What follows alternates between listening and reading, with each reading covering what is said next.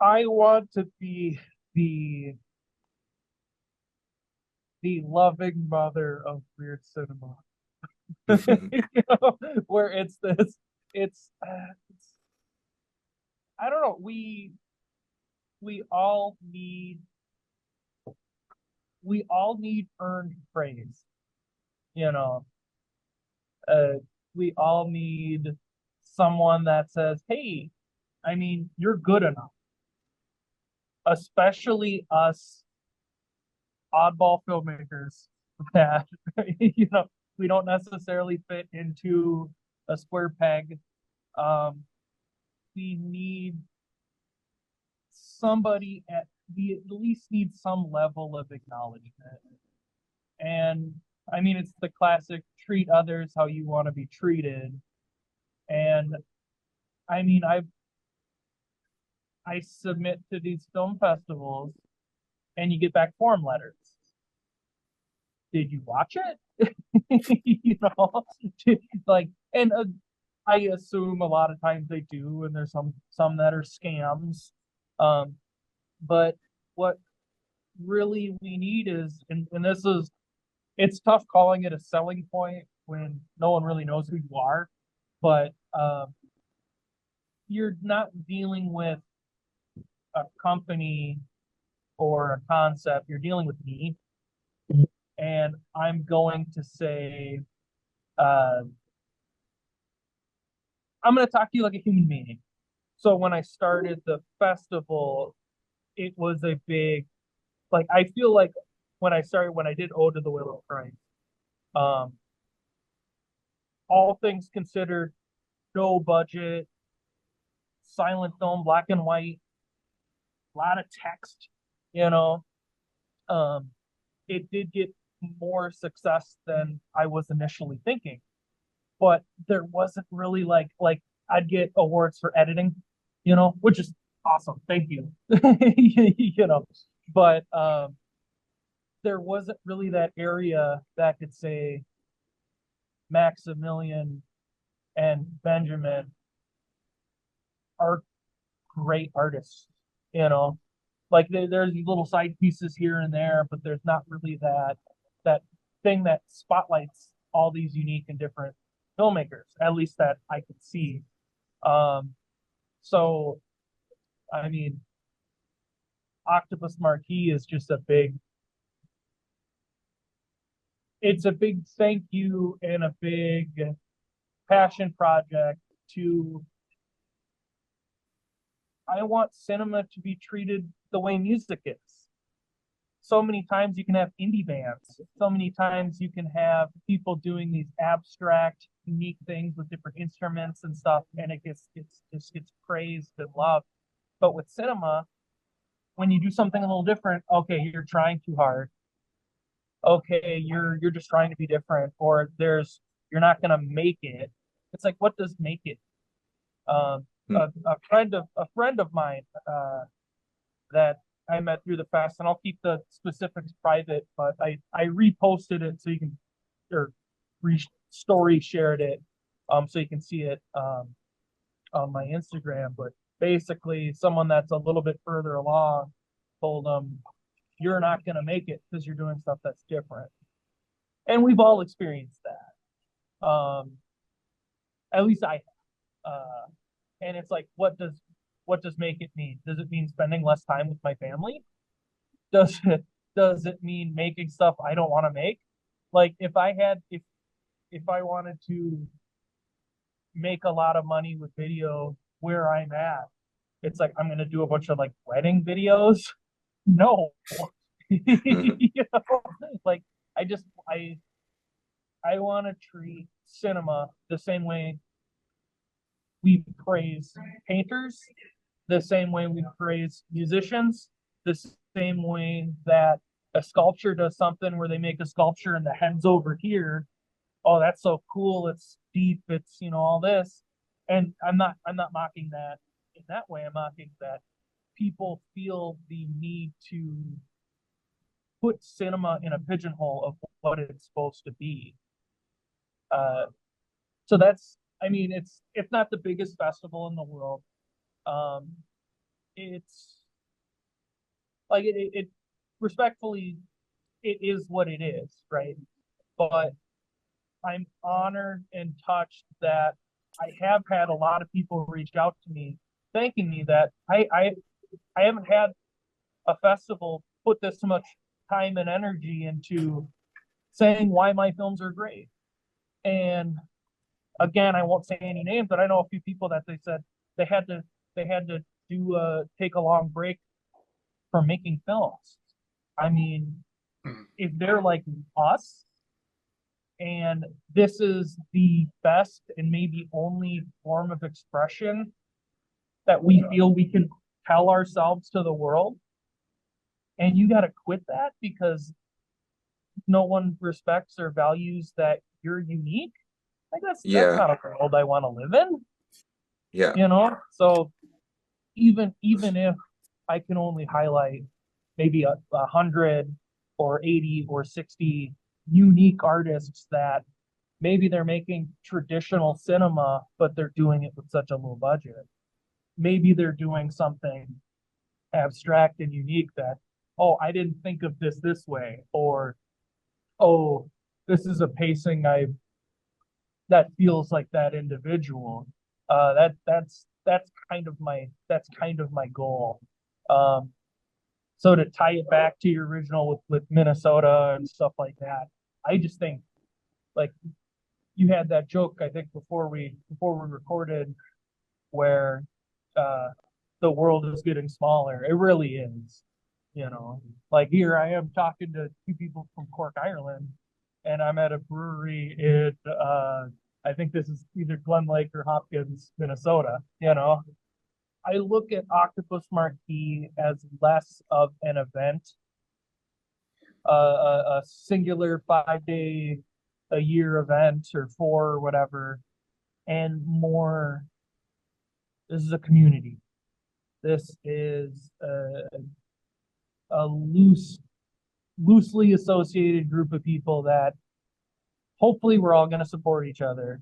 Hopefully we're all going to like, hey, this person it's this person's birthday. You know, happy birthday. It's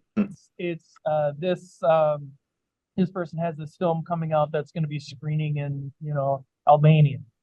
If you're in the Albania area, check it out. You know, where it doesn't necessarily like just if you were, because there are the people that will submit and they don't necessarily have that on, and that's cool. You got your moment. You got your screening through the festival, and then there's the people that are a little more online oriented, and generally a lot of those people I get a chance to meet and talk with, and whether it's befriend or have a professional relationship with. And when I see they have something going on, you know, what's I just hit a share button and write, check it out. We can be within the same genre or style or movement or whatever, but at the end of the day, we're all individuals. And I wouldn't want someone to like walk up to me and be like, oh, so you just make insert thrillers. Oh, you just make comedies. Oh, you just make whatever. I want to be known as, oh, you make David or, you know, Octopus or whatever.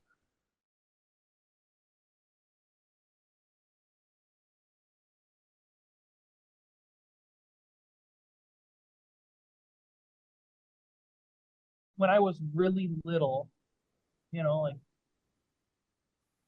under 10, you know, I would sprint around the house and I was just imagining. And my parents would ask, what are you doing? And I guess I used to say, I'm dreaming, you know, and a little 5-year-old octopus just sprinting around. And I think best with movement and things like that. Uh, so I've always had this wanting to create, wanting to share my imagination.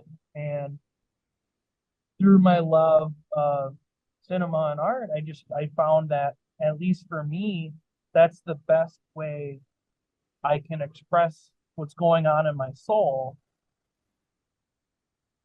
And it might not be, okay, this happens, then this happens, then this happens. And when you bring it down to, the literals, a lot of times, yeah, that's the case.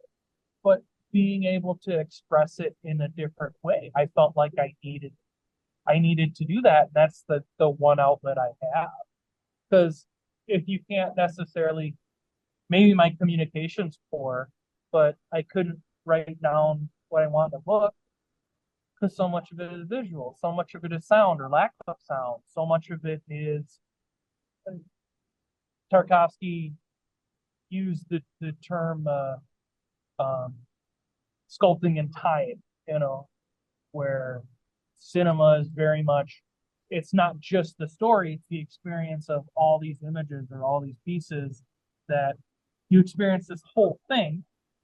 You experience this whole thing within a segment of time. It's 4D art where this happens, then this happens, and it's the entire experience of not just viewing a sculpture or appreciating this. It's the tale or the flow it takes you through all at once. And then you've had this moment, not just this moment, but you've had this moment.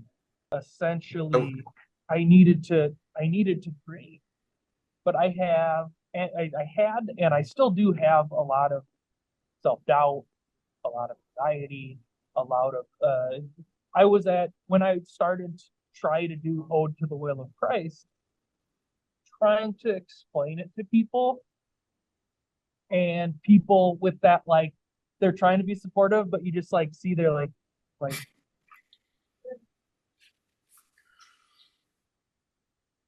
worried look, like she's bathing him, she's feeding, like, but they're being supportive, but you see it behind their eyes. I just, I didn't have the, I didn't have the self-love enough to be able to handle that. And also fear of failure. You could write a book up with everything that's wrong with me, but uh, but I work at a camera shop, right? So I would always help these people that they were so confident and arrogant, but they didn't know what they were talking about. And it used to drive me crazy because it was like, you're doing all this, but you don't know this, or like, or you're just a prick, fuck you, you know. Um, and I remember there was this guy, we I was talking to him on the phone. He was trying to do this print, and he's like, it's not coming out right, and it's lighter or darker than it's supposed to be. I was like, did you calibrate your monitor? And he's like, yeah, I calibrated the hell out of it. I'm like, okay, what's going on? He's like, it's on my laptop, I can bring it in. I was like, yeah, please do. I was like, what did you use to calibrate? He's like, so I was like, okay, some older guy that was kind of always rude, but retail, customer service, whatever. And I was working with him, and I was talking with him. I was like, so you calibrate? He's like, yeah, see? And he was just hitting the display button, right? And the dude, the guy, and the guy, he was such a prick. He was so confident, and and and making probably 5 times, 10 times as much as me, an idiot that's teaching him how to calibrate, because he's confident, because he puts himself out there, because he's working with clients, because he's, everything like. And it was 100 little moments like that taught me, oh, you can do this. Oh, I mean, I used to make films, but I never finish them because I can't finish anything because I'm an idiot, you know, and I hate myself and all this type of, uh, hair in the eyes, like life stuff, you know. Um, so, So what I ended up doing was I was just like, I'm gonna do this and I'm gonna finish it. And honestly, the first project from starting to write to actual sending it to festivals was about 7 years of reshoots and failures and learning from my mistakes. And I was gonna do a shot with a stabilizer with Mike McCollum, who Squid, and I just we're in the basement of this place I was renting, and I was getting it all set up, and I didn't have this, and I didn't this, and all this, and I just wept, and I was just like, I couldn't do it, and I was just I had a day before I had a panic attack, and Mike, I love him to death. He just hugged me and just said, "You're okay," and one of my best friends. And it was the type of thing. I was okay. I got some stuff in my life and in my how I'm built that I do need to address. So I ended up getting some help that I needed, you know, and luckily I met at this. Then I addressed some things, and then because life was smoother and going a little bit better, there's still struggles, but I'm lucky enough to have met the greatest woman on earth, who is now my wife and now the mother of my child. Um, and she ended up being the main actress in Ode to the Whale of Christ. Uh, and it and she was the lead, and Mike was the other role, and I was able to do it. And there was still stuff we had to figure out and everything. But once I finished it, I was okay, cool. And it was right then the pandemic happens, right? So I was like, I was on like a furlough type thing where I still have a job, but I'm not working, and I was like, okay, and she was working, that's she was a receptionist at a pediatric, so dealing with sick people during the COVID is terrifying. Um, and what ended up happening was I had time and the right anxious headspace to edit that piece and figure out the specifics and everything. And once I finished it, I was like, I'm proud of it, but I know no one, you know, will it won't won't do anything, right?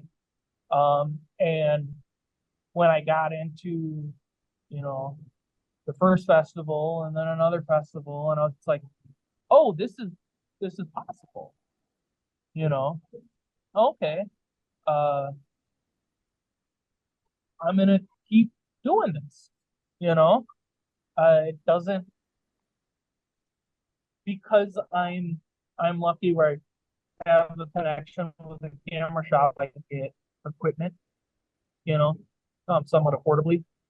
But at the same time, too, with the festival, seeing people do stuff with their phones, seeing people, so much of it is, and I don't want to make it simple because my journey was long and hard to myself, right? I know there's people that struggle, of course, with, you know, actual, outside um, stresses and serious things. And if you're not safe where you are, you need, do it. If you're watching this, address the issues you need to and take your time. Um, but I learned that I can do this. Anyone can do this if you can both work towards it and also a lot of luck involved too. But you can start and work towards whatever, and just make what you want. Also, don't expect everyone to love your work. Especially us weirdos. The three of us do stuff that we show 9 out of 10 people what we're doing, and the one guy's gonna like half of it. We have to find 20 more people to get, because we're doing something so specific. Through that, I learned that I can take care of my family. I can do what I need to do while still making art and still running the festival. And right now, I kind of have this thing where I have to keep doing stuff. I'll go crazy. Um, that if I don't, uh, if I'm not actively working on something, I'm not going to be working on something, you know? Uh, so I kind of have the snowball effect that I'm trying to do where I have a film that's shot that I'm editing. I have a film that's shot that I'll need to edit next. I have something that actively needs to be shot, and then something I'm writing.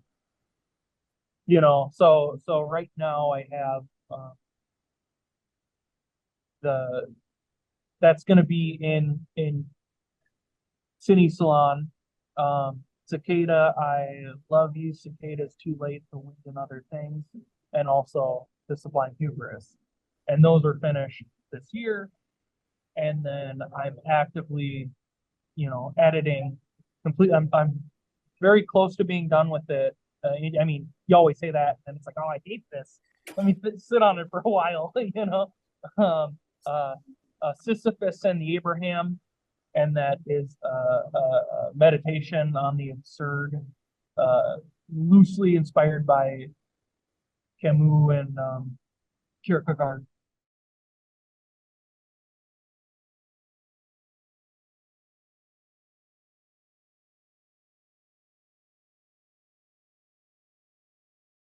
That was a film that it took a while to find the find the white the find the right way to frame it, because you have something in your soul and you're trying to kind of piece it together, right? Um, Kind of fun fact: we shot another film, an exquisite indignation, that I have some stills and stuff like that out that hopefully will be ready next year. Um, but we shot that in total, and then uh, availability of Mike, who I was planning on having be the main person in Sublime Hubris, was like, I might have to leave. So like, okay, let's shoot this now. So we met at like 4 in the morning, and all the full first half, actually just basically everything with him, we shot in its entirety that that day. So it was very much okay. Now let's figure, because normally I like to figure out the form and the some of that before we shoot, but we shot it. We had to shoot it so quickly.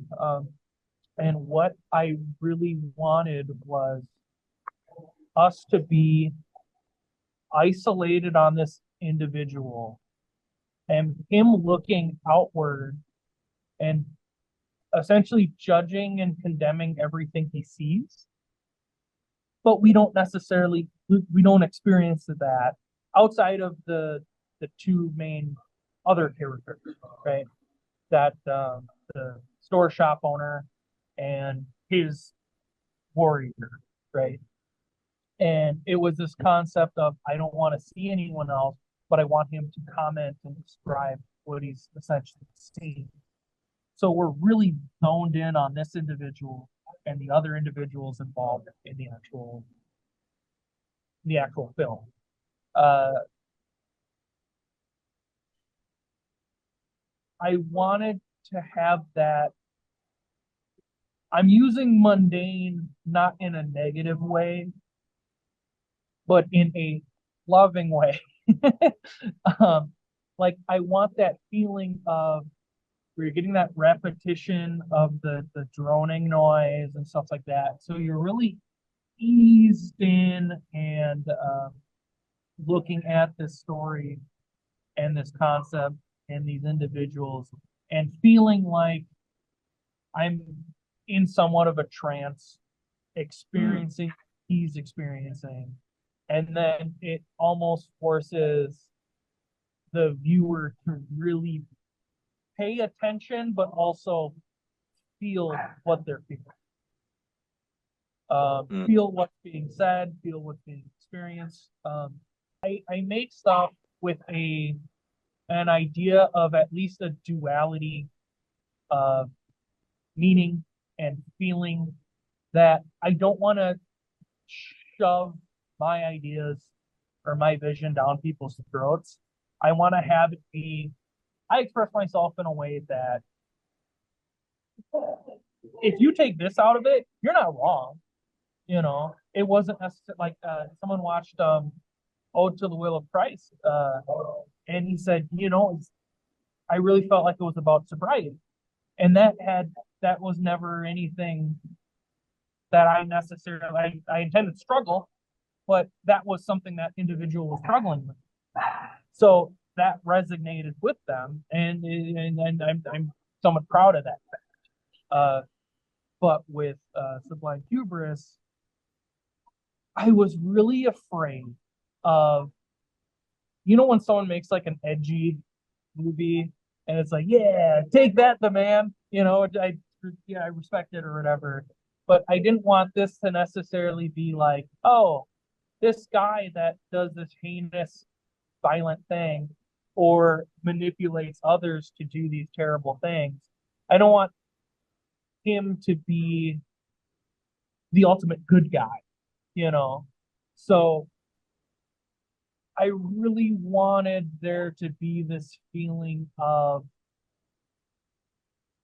he's contradicting himself, he's flawed, he's saying like, if you notice in the beginning of the film when he starts judging like the jogger, right?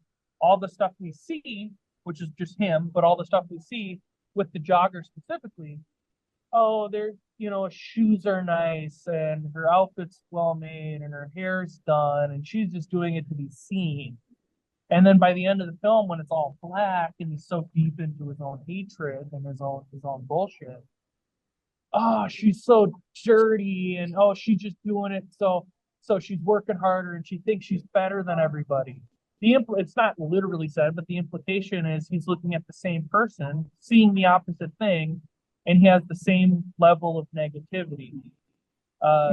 He the people that he was judging in the bar that were eating wings and they're probably so rich and they're laughing so hard and this and that, and oh, he hates them and he can kill them and all this. And then when he's walking by with his warrior and one of them's so drunk they stumble into him, he helps him to the car because he's not a warrior. He's not somebody that's going to do anything, but he's going to manipulate the situation. So in terms of the 3-act structure, as we're learning more about this character and more about the inconsistencies of being a curmudgeon for curmudgeon's sake, we experience the boredom of his life and how judgmental he is.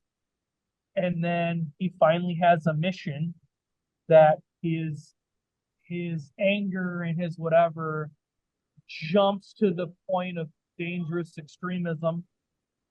Someone that's chronically online that's like, I hate this, insert whatever group here that we sadly see so much nowadays. That they get to a point where they now see a cause or they now see something that they can like, oh, okay, this is it, and they're maybe right, about, oh, this homeless person shouldn't have been kicked out, but how he's looking at it is that he gets to a radicalized point that now we're seeing, okay, I'm now manipulating, training this individual to be whatever. That's when it's distilled. And then when it becomes the journey to, okay, now for you, we're going to kill that guy for me. And that's the danger of people in power or in some little form of power they feel they have, manipulating other people into doing dangerous acts for their own benefit or just because they want to have power. And that's when it sheer black, and that's when we're now so deep into it that now we're in the act of, whether it's terrorism, whether it's violence, whether it's extremism, whether it's that point of no return where, okay, I'm now so ingrained in this. It's no longer violent speech.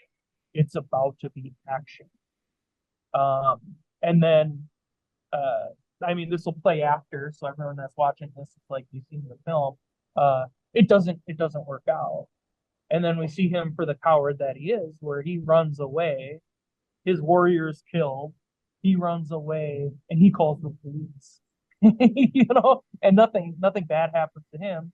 And he slouches back against a brick wall and leans down and whatever. And it describes the scene we first see. So then, in theory, the problem is a cycle and it will just happen again. You know, another small thing, when I did the first half, I had a bad cold, so my voice was like this.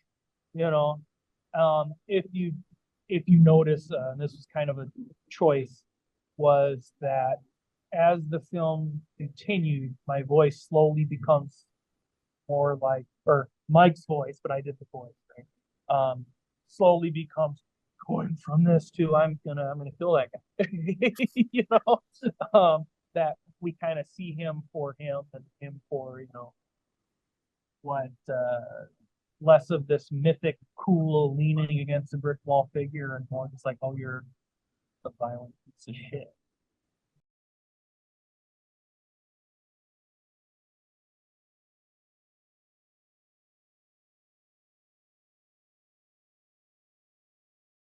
Going back to what you said earlier about kind of making work with that has multiple levels at which you can interpret it, or not even that you don't even mind if someone has a different interpretation, that it's not wrong.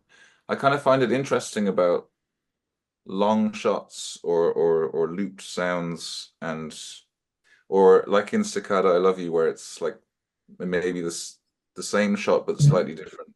What's interesting is that you can kind of, with those shots, feel your perception changing as you're Mhm. watching it almost. It's like Yeah, this weird effect of, you're like, oh whoa, like I can feel myself like looking at this in different ways as I watch it. that was something specifically for that one, um, which that was kind of the goal was, we're seeing the same thing happen over and over again, and as it changes, our feelings as it changes.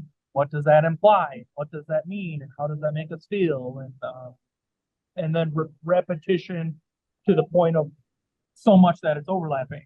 You know, what does that mean for these two individuals, or the grand scheme of the piece itself? Um, I and I feel like this is just myself as a human being and the contradictions of being a human, where I love long takes and I love repetition. And it's like those two things, you know, that they don't necessarily overlap generally. But I mean, sometimes that's the best way we can be human, is doing two different things that together maybe shouldn't necessarily work. But yeah, I'd say repetition.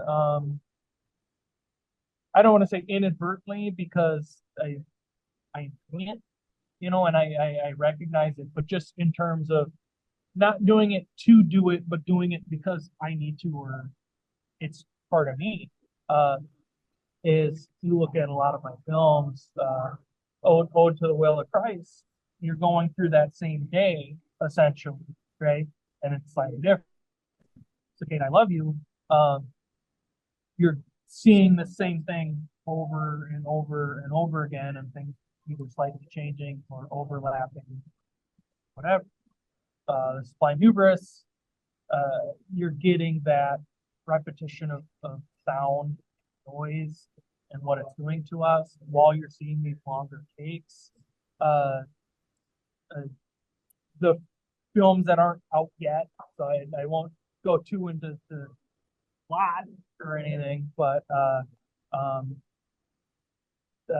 Sisyphus and the Abraham, it will be a lot of repetition in terms of we're seeing this happen, then this happens slightly different, and in an exquisite indignation, similar. Uh, the convulsive beauty of desire, which will be kind of playfully inspired by uh, Lacanian philosophy, will be somewhat similar in that, and it's just one of those things where I need to make stuff that are me, and oh, I guess that's a part of me. That's something that I need to, it's how I make stuff. It's how whatever. Also, thankfully, it's easier to shoot in the same location multiple times, right? So it kind of works out in a way that's like, okay, you're gonna do what you did, slightly different. I mean, Godard's the man for a reason because he did what he could with what he had, and he made it work based off of the reality of the situation.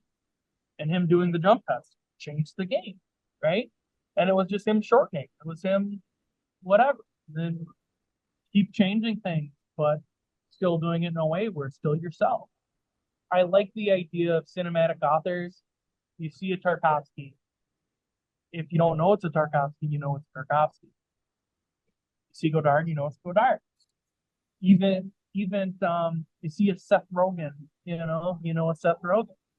It's this idea that I think I used to get in this casual debate with an old friend where he didn't he didn't like auteur theory uh, because he felt like it doesn't give credit to everyone else, right?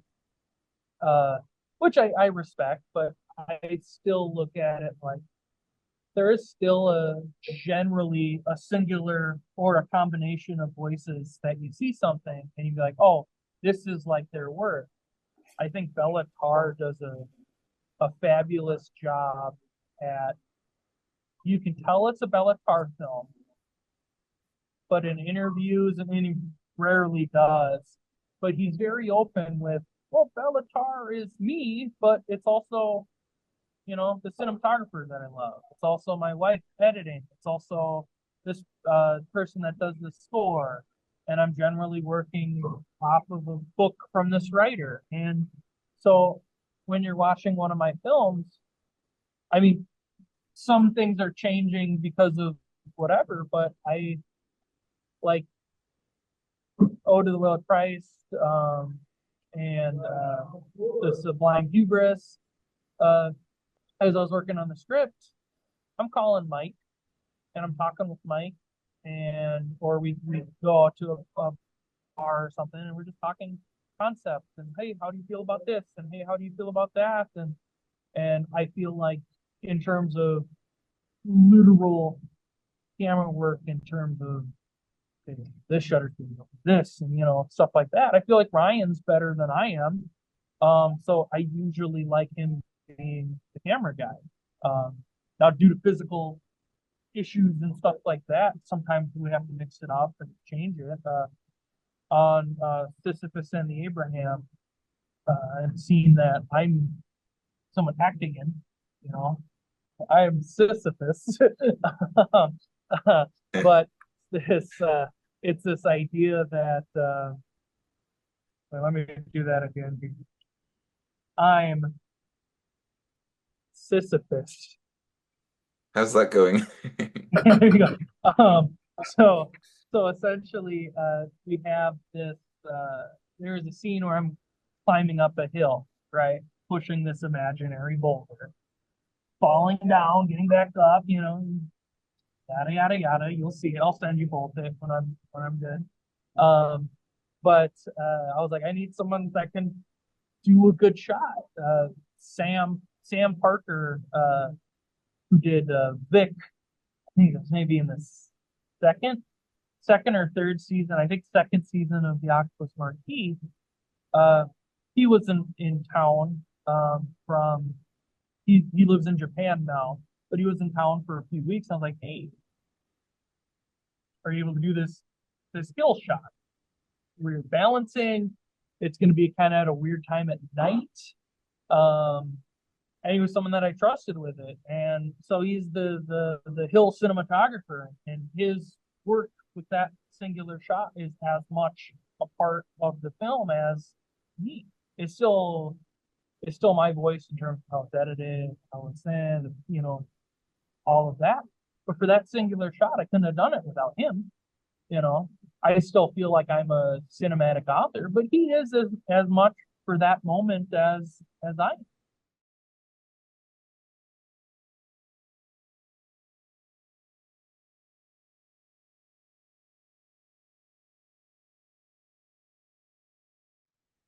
I've lucked out in being able to work with people that I'm close with and people that I trust. And I feel like there's generally a reason why you have certain directors like Bergman, you know, that generally they work with the same actors because they know, okay, they get me. You know, I did a I did a project that never got released, but it was something where I was working with more of an actress, um, and it wasn't necessarily someone I was close with. And I look at it where everyone looks at their role and what they're doing as the most important thing, and rightfully so, right?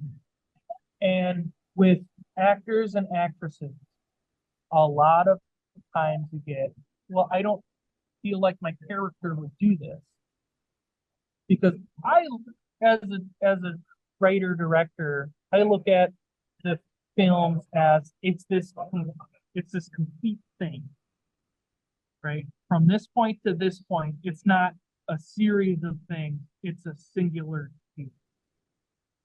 It is a cathedral or a statue that is a series of these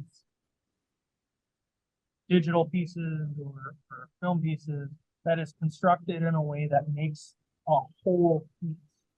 And a lot of times, someone that has a specific role, whether it's someone doing the music, whether it's an actor, whether it's a cinematographer, whether it's an editor, all of this, they look at, well, I don't know if that would fit with my role because in order to create these, we have all these different people and pieces and places that create this living thing, right?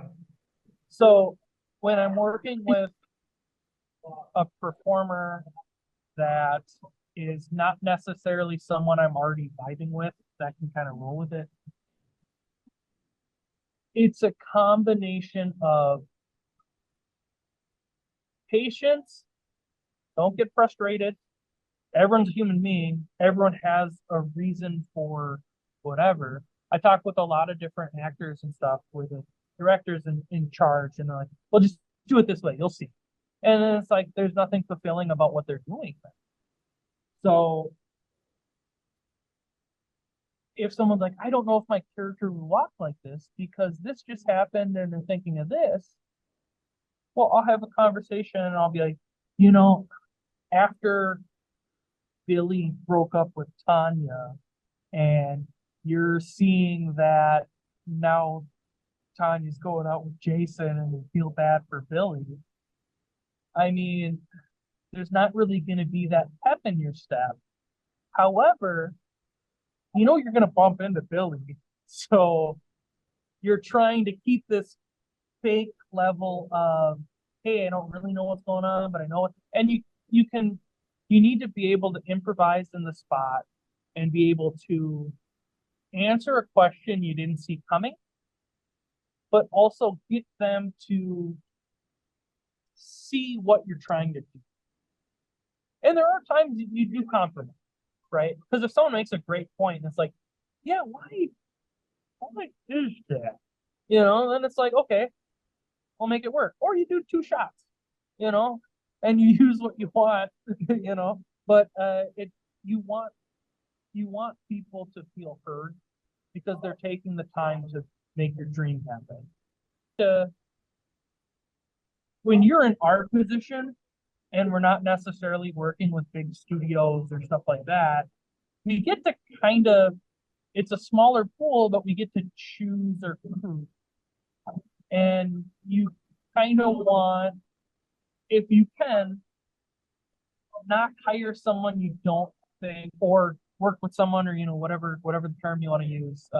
Work with someone that isn't going to be good for the project, and that's nothing wrong with the individual. That doesn't mean that, oh, they're garbage because it's just, hey, the vibe how I work and the vibe how I feel someone else works, it might not mesh. So you can still be friends.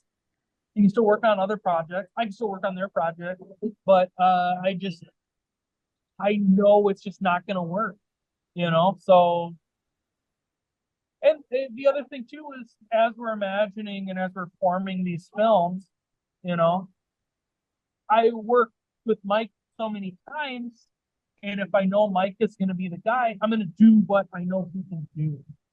And Mike is Mm. great. He is a phenomenal. Uh, Ryan Anderson did a film, because most of my stuff is more like, that type of stuff. And Ryan Anderson does more of these neurotic melodramas and couple fighting and all this type of stuff, and it's more like piercing of words, Bergman-esque. Um, so the Ballad of Cheap Burgundy deals with the alcoholism and struggling and loss and stuff like that. And you really get to see Mike unleashed, and you really get to see him do more of that traditional acting and stuff, which I thought is, so thank God that came up, because I'm having him do all the subtle stuff, and he can explode too.